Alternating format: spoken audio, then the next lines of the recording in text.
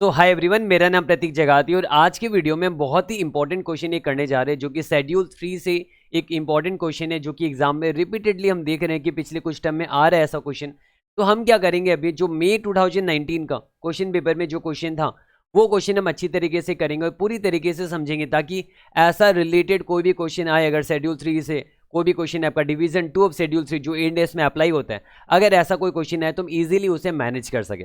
तो चलिए अब हम स्टार्ट करेंगे क्वेश्चन नंबर 5। इसका पीडीएफ भी मैं आपको क्या करूंगा, टेलीग्राम चैनल पे इसका पीडीएफ में अपलोड कर दूंगा। आप टेलीग्राम चैनल के थ्रू डाउनलोड कर सकते हो, डिस्क्रिप्शन में लिंक दे दिया गया है। चलिए स्टार्ट करते हैं। चलिए हम स्टार्ट करते हैं। सबसे पहले मैं आपको पूरा एंटायर क्वेश्चन समझाऊंगा ताकि आपको सॉल्यूशन को सॉल्व करने में एग्जाम में बिल्कुल भी प्रॉब्लम ना है। उसी के बाद हम सॉल्यूशन करें, क्योंकि क्वेश्चन का अंडरस्टैंडिंग रखना बहुत ज़्यादा जरूरी है ताकि कोई अनकॉमन क्वेश्चन भी है, इससे रिलेटेड ऐसा क्वेश्चन है तो आप उसे भी अच्छी तरीके से मैनेज कर सको। तो चलिए स्टार्ट करते हैं। यहाँ पर आप देख सकते हो सबसे पहले बैलेंस शीट दिया हुआ है, आपका पूरा एंटायर बैलेंस शीट दिया हुआ है हमें। Statement of profit and loss भी दिया हुआ है हमें से डिवीजन 2 ऑफ शेड्यूल 3 जो कि इंड एस के अकॉर्डिंगली एज पर शेड्यूल 3 हम पूरा बैलेंस शीट बनाएंगे। यहाँ पर आगे नोट्स टू अकाउंट्स में आप देख सकते हो डिफरेंट नोट्स दिए हुए, रिजर्व एंड सरप्लस का नोट दिया हुआ है, लॉन्ग टर्म बोरिंग्स है, डेफर्ड टैक्स है, अदर करंट लाइबिलिटीज है और ट्रेड रिसीवेबल्स, इन सब का इन्फॉर्मेशन दिया और आगे एडिशनल इन्फॉर्मेशन हमें दिया हुआ है। इन सबको यूज करते हुए हम आगे क्या करेंगे, अपना बैलेंस शीट और प्रॉफिट एंड लॉस बनाएंगे। तो यहाँ पर आप देखो सबसे पहले अगर मैं बात करूँ रिजर्व एंड सरप्लस, हम इसे पढ़ते हैं। कैपिटल रिजर्व का बैलेंस दिया हुआ है, सरप्लस फ्रॉम पीएल दिया हुआ है, ओपनिंग बैलेंस 550 दिया हुआ है, एडिशंस 950, यानी ये पता है क्या, ये रिटेन अर्निंग्स है। ये रिटेन अर्निंग्स हो गया आपका, जो कि ओपनिंग 550 है और करंट ईयर का एडिशन है 950। ये कहाँ से आया आप देख सकते हो, स्टेटमेंट ऑफ प्रॉफिट और लॉस में 950 का प्रॉफिट आफ्टर टैक्स हुआ है, कमाया गया इतना। तो यहाँ पर ये 950 वही एडिशन है। फिर आगे रिजर्व फॉर फोर्सिबल लॉस दिया हुआ है, यानी कोई एक लॉस होने वाला इनका, उनके लिए इन्होंने क्या क्या प्रोविजन बनाया। मैं बता दूं ये प्रोविजन बनाया, तो ऑब्वियस सी बात है प्रोविजन बनाया तो हम यहाँ पर चेक करेंगे क्या इसका ड्यू है, लाइबिलिटी वगैरह क्या है। तो यहाँ पर आगे नीचे हमें इन्फॉर्मेशन दिया हुआ है इसके लिए, जो मैं अभी पढ़ लेता हूँ। पॉइंट नंबर 3 में आप देख सकते हो, reserve for forcible loss is created against a service contract due with in 6 months, यानी कोई सर्विस कॉन्ट्रैक्ट के अगेंस्ट में आपने लॉस जो आपका होने वाला है, कॉन्ट्रैक्ट का लॉस होने वाला है, उसका प्रोविजन आपने बनाया जो कि ड्यू होगा 6 मंथ्स के अंदर। तो 6 मंथ्स के अंदर ड्यू होगा, मतलब ये क्या होगा, ये करंट लाइबिलिटी हुआ सबसे पहले, तो ये करंट लाइबिलिटी होगा। और करंट लाइबिलिटी के अंदर ये कहाँ जाना चाहिए, ऑब्वियसली शॉर्ट टर्म प्रोविजन में जाना चाहिए। प्रोविजन या तो शॉर्ट टर्म प्रोविजन बनेगा या लॉन्ग टर्म प्रोविजन बनेगा, जबकि ये 12 महीना के अंदर ही पेमेंट आपका होना है, तो आप इसे शॉर्ट टर्म प्रोविजन मानोगे और उसे आप करंट लाइबिलिटी में दिखाओगे, ना कि नॉन करंट लाइबिलिटी में दिखाओगे। तो हमें ये समझ में आया कि यहाँ पर सबसे पहले गड़बड़ी क्या हुआ है, गड़बड़ी ये हुआ है कि रिजर्व एंड सरप्लस में ये आना ही नहीं चाहिए, मतलब ये 400 यहाँ से हट जाना चाहिए। तो ऐसा सिचुएशन में रिजर्व एंड सरप्लस तो 2000 का ही होना चाहिए देखा जाए तो, है ना। 400 यहाँ से निकल जाना चाहिए और 400 जाएगा कहाँ पर, शॉर्ट टर्म प्रोविजन के अंदर जाना चाहिए 400, जो कि हम चलो बैलेंस शीट में हम एक बार साथों साथ ही इसे ठीक करते हुए जाएंगे यहाँ पर। तो यहाँ पर आप देखो ये जो है 300 का, यहाँ पर 400 ऐड होना चाहिए, हम कह सकते हैं 400 यहाँ पर आपका ऐड हो जाना चाहिए शॉर्ट टर्म प्रोविजन का, है ना कि रिजर्व एंड सरप्लस। मतलब हमें पता चला यहाँ से 400 माइनस होगा और यहाँ से 400 ऐड हो जाएगा, रिजर्व एंड सरप्लस 400 से कम हो जाएगा और शॉर्ट टर्म प्रोविजन 400 से बढ़ जाएगा। ये हमने एडजस्टमेंट कर लिया फिलहाल। फिर हम आगे देखते हैं, आगे हम देखेंगे लॉन्ग टर्म बोरिंग्स हमें दिया हुआ टर्म लोन फ्रॉम बैंक बताएगा, चलो ठीक है। डेफर्ड टैक्सेस में आप देख सकते हो, डेफर्ड टैक्स एसेट है 7 रेट का। एक एक पॉइंट अगर आप समझोगे ना अच्छी तरीके से तो एग्जाम में आपको सॉल्व करने में बहुत ईजी होगा। आगे मैं एकदम क्यूमुलेटिवली बहुत अच्छी तरीके से आपको समझा दूंगा कैसे एग्जाम में सॉल्व करना है, पर फिलहाल क्वेश्चन का अंडरस्टैंडिंग ले लो आप अच्छे से। डेफर्ड टैक्स एसेट 7 रेट का दिया हुआ है, डेफर्ड टैक्स लाइबिलिटी दिया हुआ 400 का, जबकि ये दोनों ऑब्वियसली सेम टैक्सेशन ऑथोरिटी के ही रहते हैं, है ना, सेम टैक्सेशन ऑथोरिटी रहता है दोनों का, है ना। तो ऐसा सिचुएशन में इसे क्या कर सकते हैं, नेटिंग कर सकते हैं। अलग डिफरेंट टैक्सेशन ऑथोरिटी होता है तो नेटिंग नहीं कर सकते, क्योंकि ऑब्वियसली बात है एक का उधार किसी दूसरे के एसेट से हम कैसे एडजस्ट कर सकते हैं, जबकि यहाँ पर सेम पर्सन ही है, सेम पर्सन से फायदा मिले और सेम पर्सन कोई लाइबिलिटी हमारा, तो यहाँ पर हम इसे नेटिंग कर देंगे। तो नेटिंग करने पर आप देखो बड़ा कौन सा है, DTA बड़ा है, तो हम क्या करेंगे DTA बना सकते हैं नेट कितने का, 300 का। मतलब डेफर्ड टैक्स एसेट्स और डेफर्ड टैक्स लाइबिलिटी दोनों नहीं दिखाएंगे अपने बैलेंस शीट में, हम दोनों में से एक नेट करके दिखा देंगे। तो नेटिंग करने पर हम बोलेंगे लाइबिलिटी और एसेट 400 का कट गया, यानी डेफर्ड टैक्स एसेट नेट दिखना चाहिए कितने का, 300 का दिखना चाहिए। ये हमें समझ में आया, चलो ये समझा हमने। फिर आगे अदर करंट लाइबिलिटी का हम बात करेंगे, जहां पर आप देख सकते हो अनक्लेम्ड डिविडेंड दिया हुआ, इसे स्टार दे देना। इसके बारे में हम डिस्कशन करेंगे। अनक्लेम्ड डिविडेंड क्या होता है, ये फाइनेंशियल लायबिलिटी होता है, आगे मैं समझाऊंगा आपको ये। इसे हमने स्टार्ट दे दिया। बाकी बिलिंग इन एडवांस का मतलब क्या हो गया, आपको ऑलरेडी पता होगा कि हम क्या करते, कस्टमर को बिलिंग कर देते, पेमेंट ले लेते, पर उन्हें गुड्स देना बाकी होता है हमारा। यानी हमने पेमेंट ले लिया है, बिलिंग कर दिया, अब हमें क्या करना है, उन्हें सर्विस देना है या गुड्स देना, जो भी देना है। तो जनरली ये जो गुड्स एंड सर्विसेज हमें देना है, ये आपको पता होना चाहिए। फाइनेंशियल लाइबिलिटी आपका नहीं हो सकता, क्योंकि हमने फाइनेंशियल इंस्ट्रूमेंट का भी मैंने पूरा एंटायर वीडियो अपलोडेड किया हुआ है यूट्यूब में। वहां पर मैंने आपको समझाया था कि फाइनेंशियल लाइबिलिटी या फाइनेंशियल एसेट्स होने के लिए क्या जरूरी है, कि एक जन का लिए वो फाइनेंशियल एसेट्स है तो दूसरे के लिए फाइनेंशियल लाइबिलिटी, साथ में कॉन्ट्रेक्चुअल ऑब्लिगेशन होना पड़ेगा। जबकि यहाँ पर आपको आगे पैसा नहीं देना, हमें आगे गुड्स या सर्विसेज देना है। अगर हमें पैसा देना पड़ता है या कोई शेयर्स देना पड़ता, कोई डिवेंचर देना पड़ता, यानी कोई फाइनेंशियल इंस्ट्रूमेंट ही अगर हमें देना पड़ती है या कैश देना पड़ता, ऐसा सिचुएशन में हम कहते हैं फाइनेंशियल लायबिलिटी है। पर यहाँ पर हमें तो सर्विसेज देना है, तो इसलिए ये फाइनेंशियल लायबिलिटी नहीं है। आपको ये समझना, मैं पहले बता देता हूँ, ये फाइनेंशियल लायबिलिटी नहीं है। चलो अनक्लेम्ड डिविडेंड का भी अभी डिस्कशन कर लेते हैं। अनक्लेम्ड डिविडेंड का मतलब क्या हो गया, डिविडेंड डिक्लेयर किया हुआ पहले से, पेमेंट ले नहीं रहे, यानी कस्टमर को अभी तक पेमेंट किया नहीं किया, क्योंकि पहले तो चेक वगैरह के सिस्टम से होता था। अभी तो बहुत ट्रांसपेरेंट है कि अब इजीली क्या करते हैं, अकाउंट में ट्रांसफर कर देते, तो जनरली ऐसा इशू आता ही नहीं है। तो यहाँ पर अनक्लेम्ड डिविडेंड का मतलब हमें पैसा चुकाना है। अब देखो ना, हमें पैसा चुकाना है, किसी को पैसा मिलना है, यानी हमारे लिए क्या फाइनेंशियल लायबिलिटी और किसी के लिए फाइनेंशियल एसेट है। जबकि यहाँ पर तो कोई गुड्स एंड सर्विसेज नहीं देना, पैसा ही देना है, तो ये क्या हो गया, ये फाइनेंशियल लायबिलिटी होगा। आपको ये समझना कि हम सेपरेटली दिखाएंगे, जो फाइनेंशियल लायबिलिटी है उसे हम सेपरेटली दिखाएंगे, जो फाइनेंशियल लायबिलिटी है हम उसे सेपरेटली अलग से दिखाएंगे, दोनों को सेपरेटली दिखाएंगे। ये समझा। अब अदर करंट लायबिलिटीज को इन्फॉर्मेशन नहीं, तो अब हमेशा ही मान लेना, एज्यूम कर लेना, नॉट ए फाइनेंशियल लायबिलिटी। अगर क्वेश्चन में कुछ इन्फॉर्मेशन दे बात अलग है, अदरवाइज हम इसे फाइनेंशियल लायबिलिटी नहीं मानेंगे, अदर करंट लायबिलिटीज को। फिर ट्रेड रिसीवेबल्स के बारे में बात किया गया। अब मैं बता दूं, इंडियस के हिसाब से तो ये 6 मंथ्स के अंदर का आउटस्टैंडिंग, 1 ईयर का, ये सब तो कंसेप्ट अब हट ही चुका है। जो आप देखोगे, हमने इंपायरमेंट ऑफ फाइनेंशियल एसेट्स वगैरह भी पढ़ा है, या फिर आपने पढ़ लिया होगा या फिर पढ़ोगे, तो वहाँ पर आप समझोगे कि अब ये तो एक्सपेक्टेड क्रेडिट लॉस के हिसाब से हम करते हैं, तो ये कंसेप्ट हट चुका है। इसके बारे में हम आगे डिस्कस कर लेंगे। अब आगे हम बात करते हैं, इसको इतना ज़्यादा इंपॉर्टेंस मत दो अभी, आप इसको इतना ज़्यादा इंपॉर्टेंस देने की जरूरत नहीं है, इतना यहाँ पर इतना इसका रोल नहीं आने वाला। अब हम बात करेंगे एडिशनल इन्फॉर्मेशन के बारे में। ये सारे एडिशनल इन्फॉर्मेशन का हम तोड़ निकाल लेंगे, उसके बाद हम क्या करेंगे, आगे हम बैलेंस शीट बहुत ही आसानी से ईजी वे में हम कर पाएंगे। पहला, share capital comprises 100 lakh shares और ₹10, जिसका कोई नीड नहीं है, इग्नोर कर सकते हो आप इसे। नेक्स्ट पॉइंट इंपॉर्टेंट है, term loan from bank for ₹5700 lakhs also includes interest accrued and due of ₹700 lakh as on the reporting date। अब ध्यान से सुना मेरी बात। जो टर्म लोन होता है, ऑब्वियस बात है, हम लॉन्गर पीरियड के लिए लेते हैं, तो टर्म लोन तो ऑब्वियसली क्या होता है, नॉन करेंट लाइबिलिटी ही होगा। ये नॉन करेंट लाइबिलिटी, आपका लोन लिया आपने, लाइबिलिटी हुआ आपका, ये नॉन करेंट लाइबिलिटी आपके लिए। लेकिन सोचो ना, इस पे जो इंटरेस्ट एक्रूड है, ये तो अभी का करेंट इंटरेस्ट एक्रूड है, हमें पैसा मिल ही जाएगा, हम ये एज्यूम करेंगे, हमें ऑब्वियस बात, इंटरेस्ट तो हमें ड्यू होने के साथ साथ मिल ही जाता है ना जनरली। तो इंटरेस्ट एक्रूड जो है वो आपका नॉन करेंट लाइबिलिटी नहीं, वो आपका क्या करंट लाइबिलिटी है।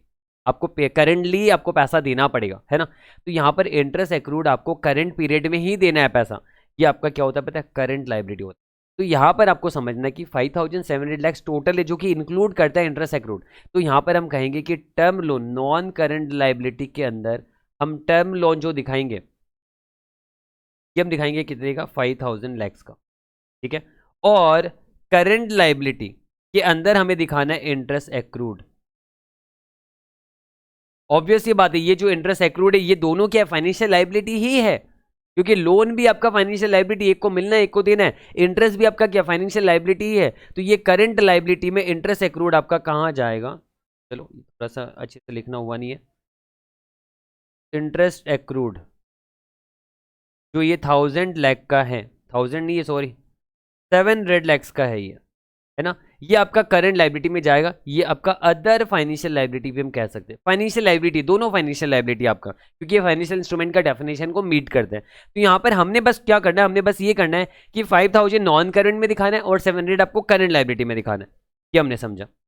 नेक्स्ट पॉइंट नंबर 3 ऑलरेडी मैंने एडजस्ट कर दिया, मैंने आपको समझा दिया। चलो पॉइंट नंबर 2 का इफेक्ट हम बैलेंस शीट में दे देते हैं, एक बार के लिए हम देते हैं, आगे तो हम शेड्यूल 3 के हिसाब से, डिवीजन 2 का शेड्यूल 3 के हिसाब से हम बैलेंस शीट बनाएंगे। तो यहाँ पर मेरा कहना है ये 5700 नहीं होगा, ये आपका 5000 लाख होगा, है ना। नॉन करंट लाइबिलिटी में 5000 लाख ही आएगा, और 700 कहाँ आएगा, करंट लाइबिलिटी के अंदर आएगा, अदर फाइनेंशियल लाइबिलिटी में 700 lakhs आएगा। मतलब हमने 5700 को 5000 दिखाया और यहाँ पर हमने 700 अलग से दिखा दिया।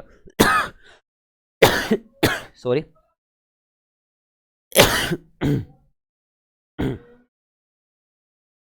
चलो ये पॉइंट क्लियर हुआ हमारा। अब नेक्स्ट हम डिस्कस करते हैं पॉइंट नंबर 4।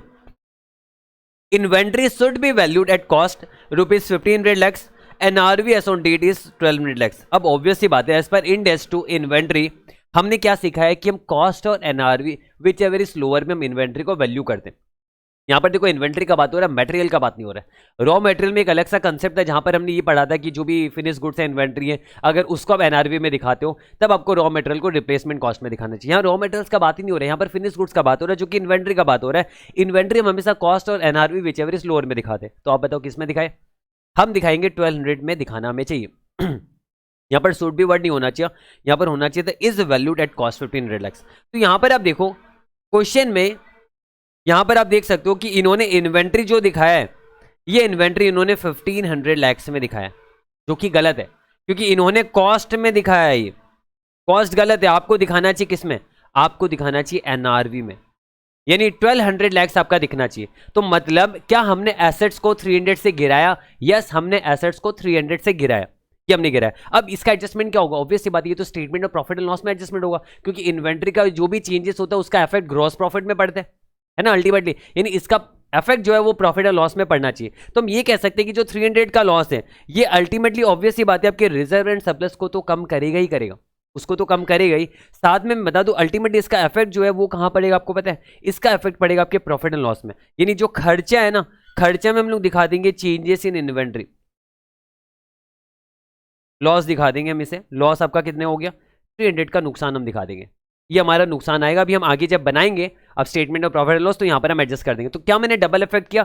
यस, मैंने डबल इफेक्ट किया, क्योंकि देखो यहां पर 300 माइनस होगा तो प्रॉफिट एंड टैक्स भी आपका कम होगा, प्रॉफिट आफ्टर टैक्स आपका ऑटोमेटिकली कम हो जाएगा।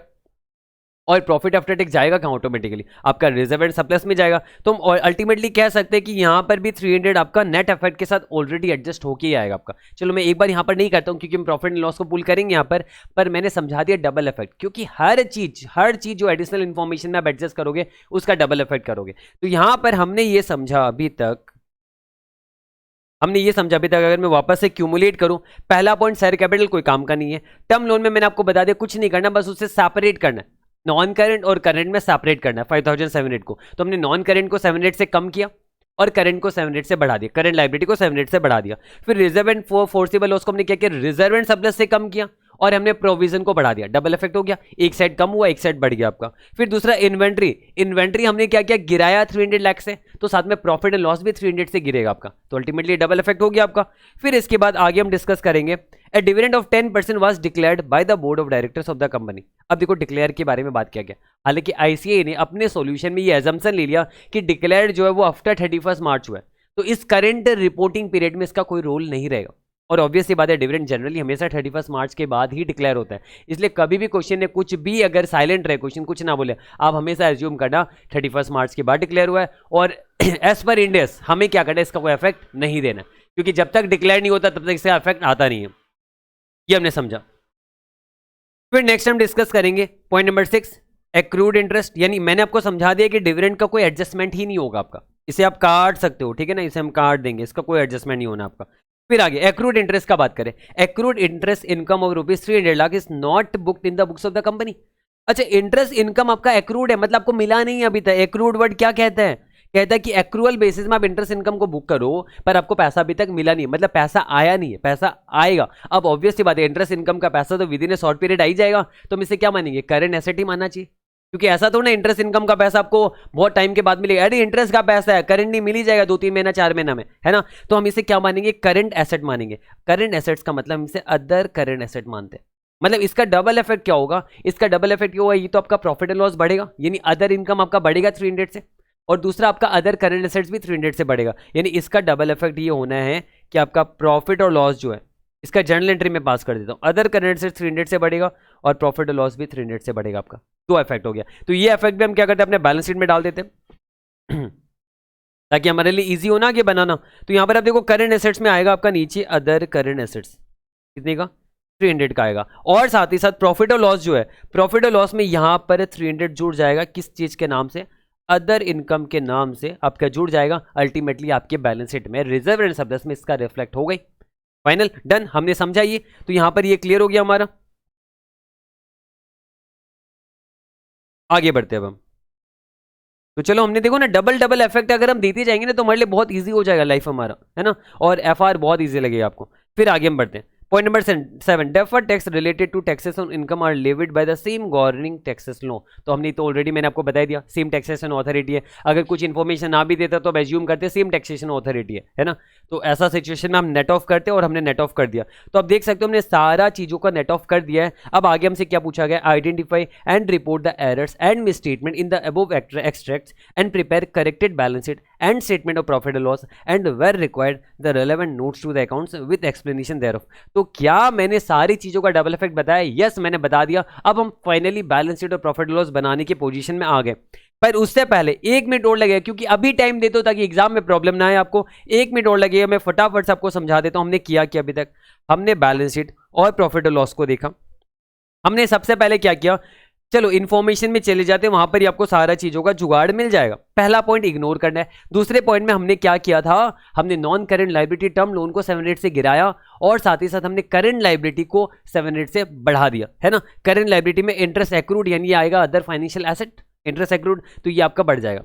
फिर next reserve and forcible loss को हमने रिजर्व एंड सरप्लस को घटाना है हमें, और साथ ही साथ हमें क्या करना है, शॉर्ट टर्म प्रोविजन को बढ़ाना है क्योंकि 6 महीने के अंदर ड्यू है।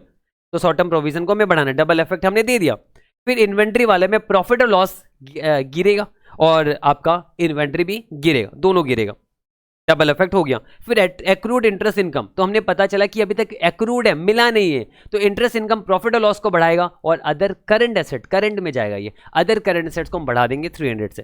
फिर आगे डेफर्ड टैक्सेस का कोई काम नहीं है। तो चलो मैंने वापस से रिपीटेडली आपको समझा दिया, तो देखो ना कितना लाइफ इजी हो गया हमारे लिए। अब हमें बैलेंस शीट बनाने में बिल्कुल भी प्रॉब्लम नहीं आएगा। तो चलिए अब हम क्या करते हैं, बैलेंस शीट बनाना सीखते हैं।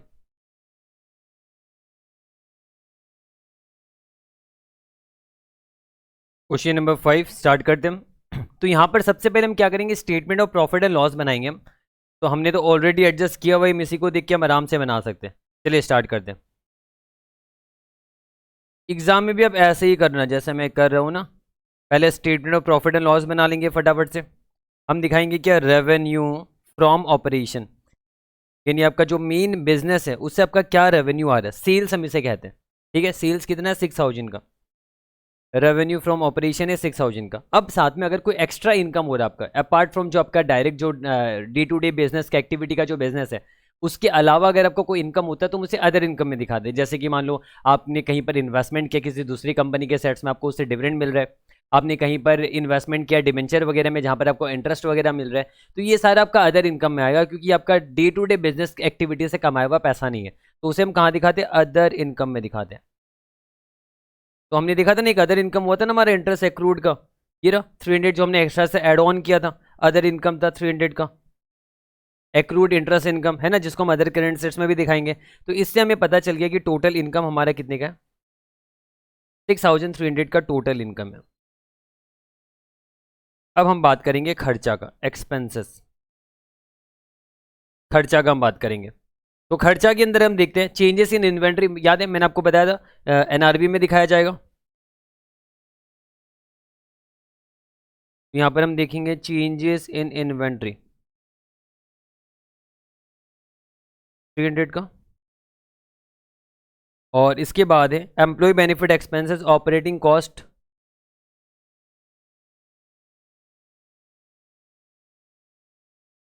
Operating cost depreciation and amortisation ऐसे लिखा जाता है, वो दोनों एक साथ ही दिखाया जाता है, डेप्रीशिएशन एंड एमोटाइजेशन। यहाँ पर हम देखते हैं क्या किया, 1200 3199 450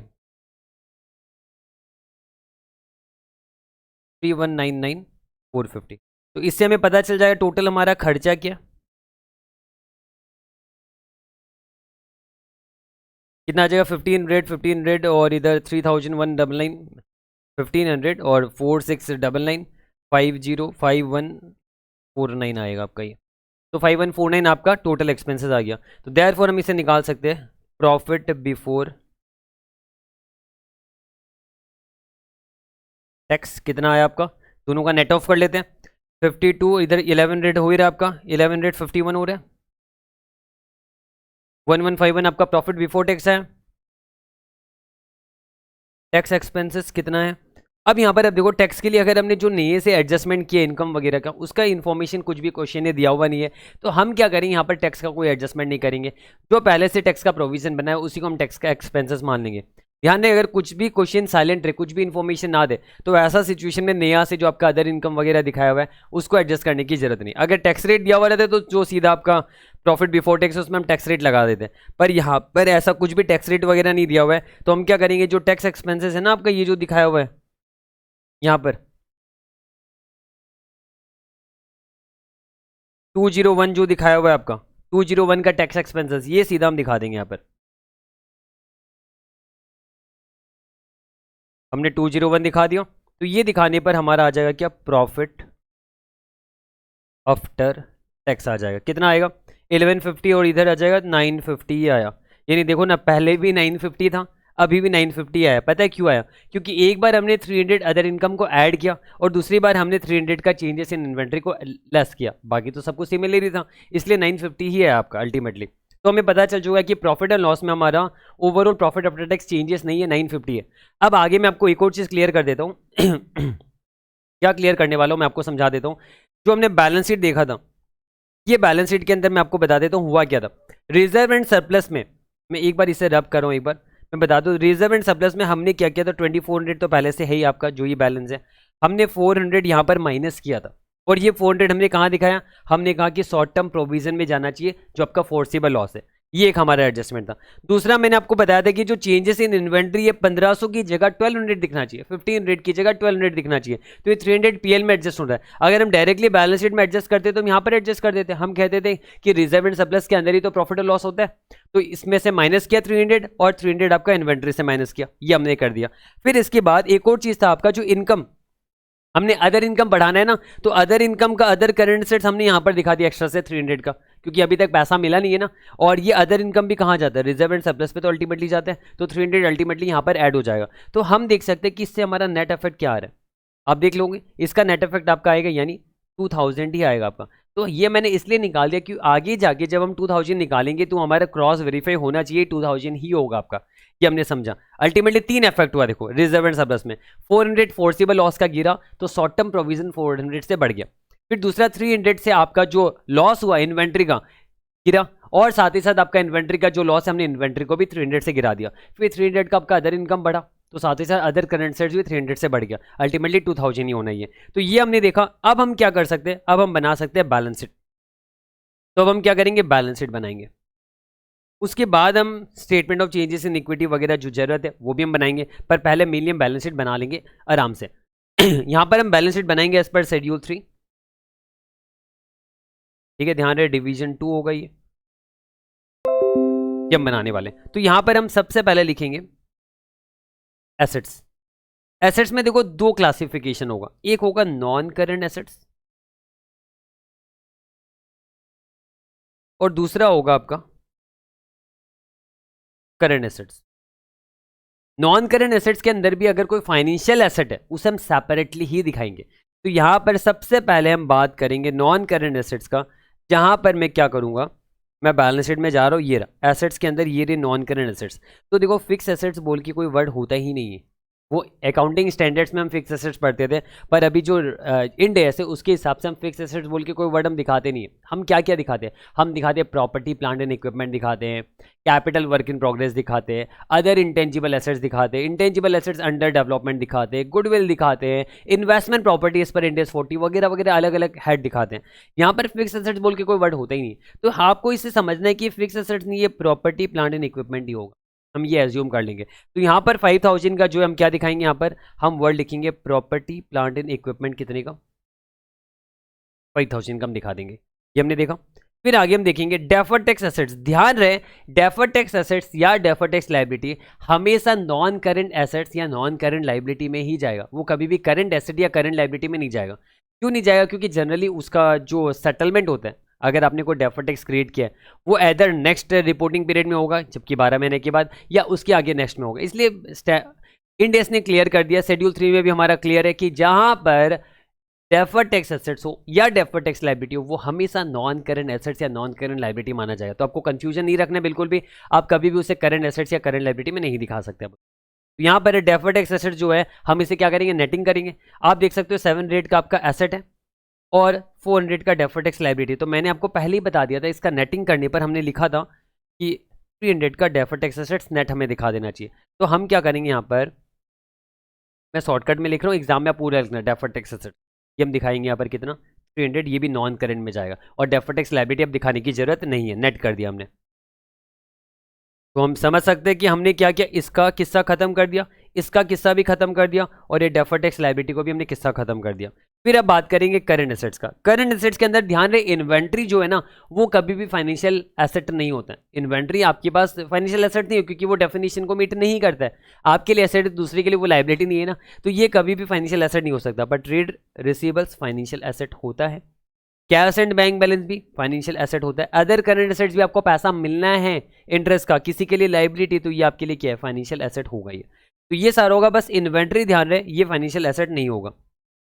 तो हम यहाँ पर क्या करेंगे, करंट एसेट्स के अंदर मैं ऐसे दिखाऊंगा, मैं दिखाऊंगा इन्वेंट्री दिखाऊंगा सबसे पहले।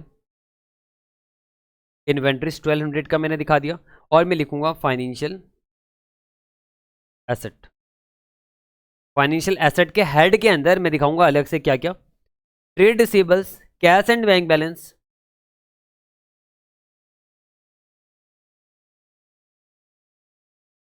ट्रेड रिसीवेबल्स, इसके अंदर दिखाया देखो आप, कैश एंड बैंक बैलेंस हमने दिखा दिया, और अदर करंट एसेट्स भी फाइनेंशियल एसेट्स, ये तीनों हम इस तरीके से दिखा देंगे यहाँ पर। तो क्या क्या दिखाएंगे हम यहाँ पर, कितना कितना 1100, कैश एंड बैंक बैलेंस 2000 और 300, 2000 और ये 300 अदर करंट एसेट्स हमने पहले से लिख रखा है। तो यहाँ पर आप देखो फायदा क्या हो रहा है, देखो हमने पहले बैलेंस शीट में उसका इफेक्ट दिखा दिया ना, तो अभी हमें बैलेंस शीट बनाने में बहुत आसान हो रहा है, हमें ज़्यादा इधर उधर का इन्फॉर्मेशन अब रीड करने की जरूरत नहीं पड़ा, हम सीधा बैलेंस शीट से बना रहे हैं। तो क्या हमने पूरा एसेट साइड का बना दिया, यस हमने बना दिया, डन कर दिया हमने। अब हमारे लिए बचा हुआ पता है क्या, हमें इक्विटी एंड लायबिलिटी का पोस्टिंग करना है, तो ये भी हम फटाफट से करेंगे। तो इक्विटी एंड लायबिलिटी का अब हम पोस्टिंग करना चालू करते हैं। चलो एक काम करते हैं, यहाँ पर हमारा स्पेस बचा हुआ है ना, आपको एक्स्ट्रा अननेसेसरी हेड दिखाने की जरूरत नहीं, ये ध्यान रखना आप, ठीक है।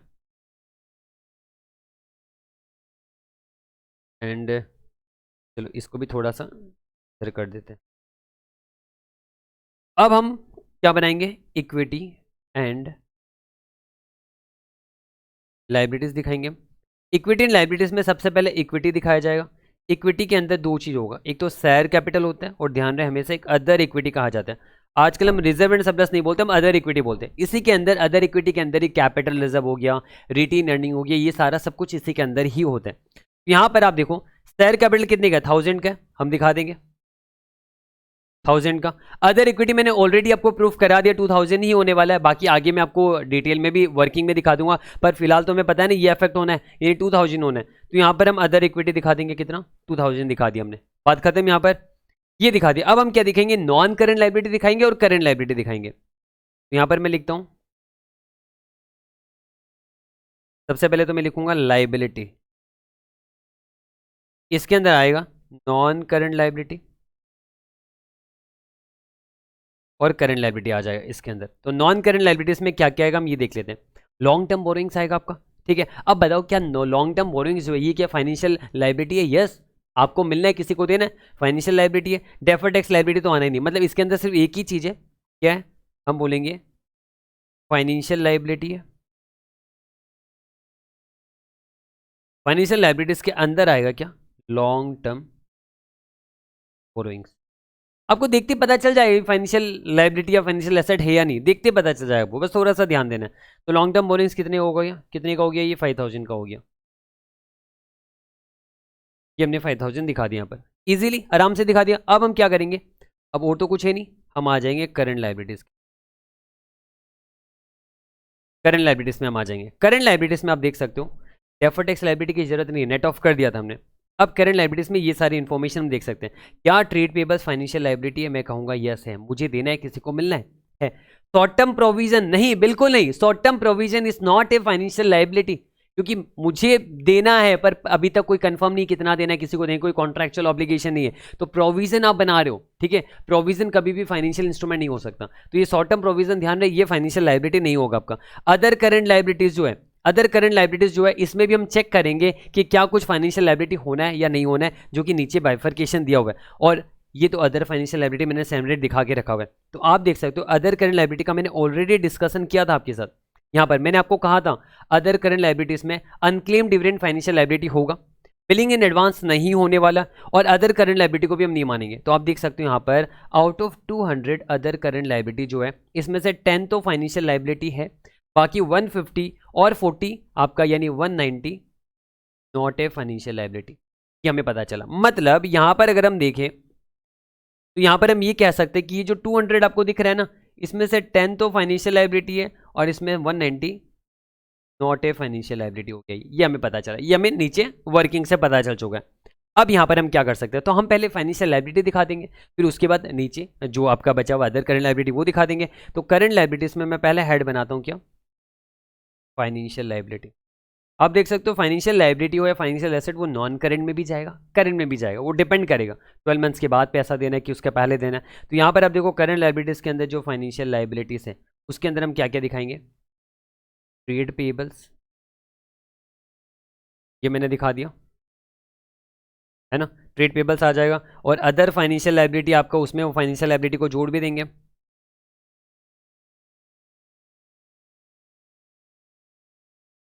अदर फाइनेंशियल लायबिलिटी, अब देखो ट्रेड पेएबल्स कितने का है, 300 का है, हम 300 यहाँ पर दिखा देंगे।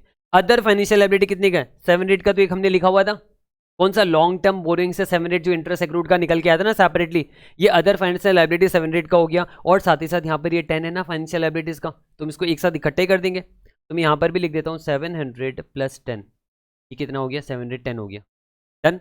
अब आगे हम लिखेंगे अदर करंट लायबिलिटी।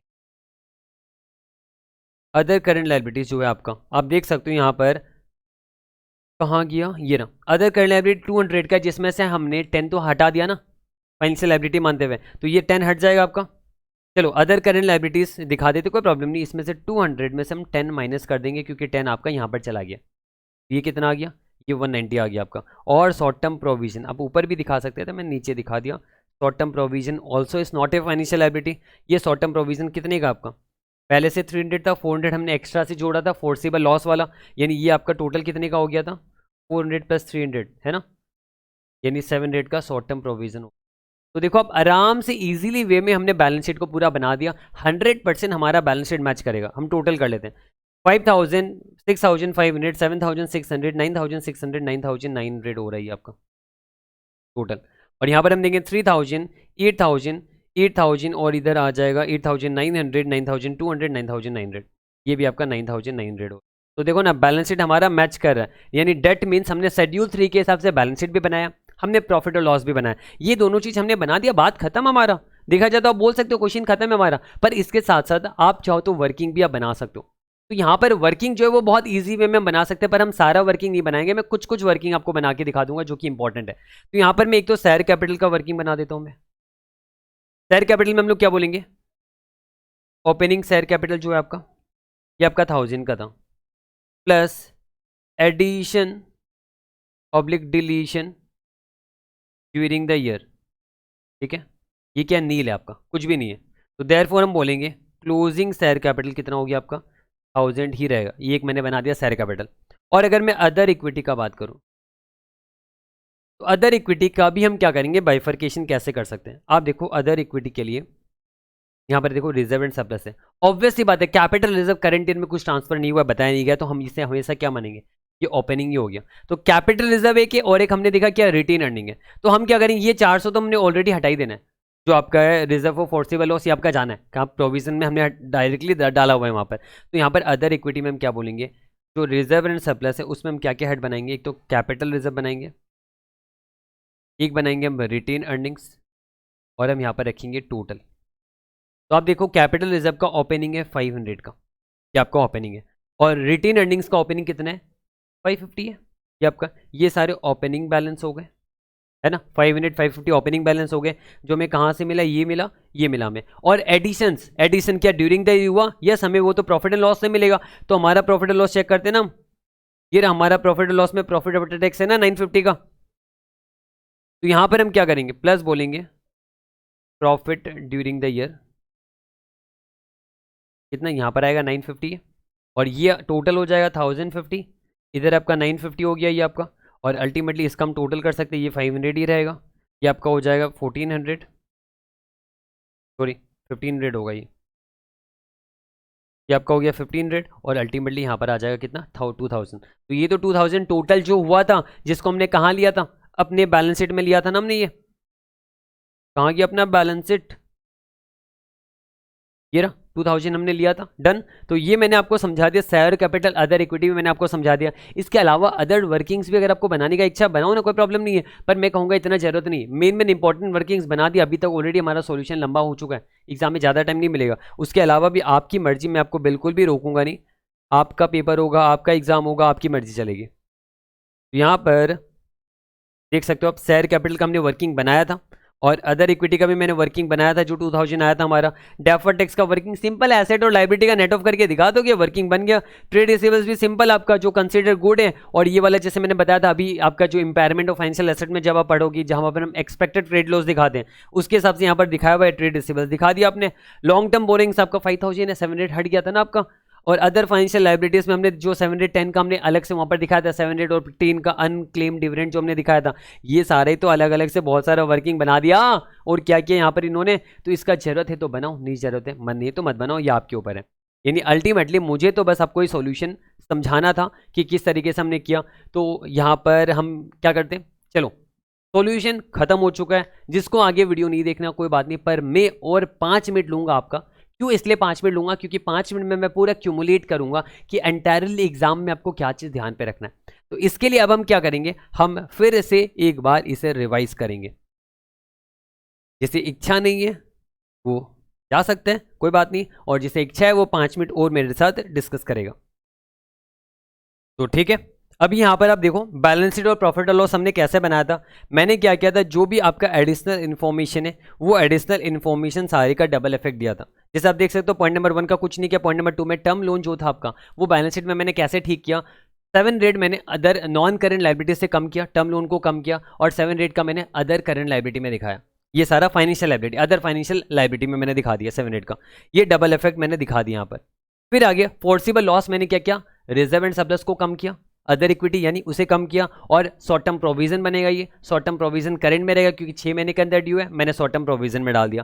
फिर इन्वेंट्री वाला मैंने इन्वेंट्री को कम किया, और साथ में रिजर्व एंड सरप्लस यानी प्रॉफिट और लॉस आपका कम हो जाएगा। फिर नेक्स्ट डिविडेंड डिक्लेयर हम मानेंगे बाद में हुआ है, इसका कोई लेना देना नहीं है। एक्रूड इंटरेस्ट आपका क्या होगा, एक्रूड इंटरेस्ट मतलब अभी तक आपको पैसा मिला नहीं है, तो सबसे पहले तो ये रिजर्व एंड सरप्लस को बढ़ाएगा, मतलब प्रॉफिट और लॉस को बढ़ाएगा, ये अदर इनकम को बढ़ाएगा, है ना। और साथ ही साथ इसका इफेक्ट क्या होगा, अभी तक पैसा मिला नहीं, मिलेगा मतलब एसेट कब मिलेगा, बहुत ही कम टाइम में मिलेगा, मतलब करंट एसेट्स। और करंट एसेट्स कौन सा, अदर करंट एसेट्स में डाल दो, कोई इन्फॉर्मेशन नहीं है, अदर करंट एसेट्स में हमने डाल दिया। ये सारा डाला, डेफर्ड टैक्सेस को हमने क्या किया, डबल इफेक्ट से नेट ऑफ कर दिया। ये सारा करने पर हमने क्या देखा, हमने ये देखा कि बैलेंस शीट में क्या हर चीज का डबल इफेक्ट हुआ, यस हुआ हमारा। आप देख सकते हो 400 यहाँ कम हुआ, तो दूसरी जगह भी 400 कम हुआ आपका। कहाँ से कम हुआ, 400 आपका शॉर्ट टर्म प्रोविजन में बढ़ गया। 300 आपका कम हुआ, तो इन्वेंट्री भी 300 से कम हुआ। 300 आपका अदर इनकम बढ़ा, तो अदर करंट एसेट्स भी 300 से बढ़ा, ये हमने देखा। टर्म लोन 5000 की जगह 5000 हुआ, तो 700 से आपका अदर फाइनेंशियल लाइबिलिटी एक्स्ट्रा से दिखा दिया करंट में, डबल इफेक्ट किया हमने। और फिर बाद में अगर हम बात करें, इसके साथ साथ हमने सारा चीज एज इट इज रखा, कुछ भी नहीं चेंज करना पड़ा हमें। और हमें एक चीज और चेंज करना पड़ा था, डेट इज व्हाट, आपका जो अनक्लेम डिविडेंड था वो फाइनेंशियल जो अनक्लेम डिविडेंड फाइनेंशियल लायबिलिटी में जाना चाहिए, क्योंकि फाइनेंशियल इंस्ट्रूमेंट के डेफिनेशन को मीट करते हैं। तो हमने अदर करंट लायबिलिटी से 10 निकाला और उसे फाइनेंशियल लायबिलिटी में डाल दिया। तो इसीलिए 700 की जगह 710 हो गया, इस पर 10 हमने और जोड़ के अदर फाइनेंशियल लायबिलिटी 710 का हमने दिखाया, और 200 की जगह अदर करंट लायबिलिटी को 190 से दिखाया। ये सारा ही तो हमने क्या किया, बैलेंस शीट में अफेक्ट किया।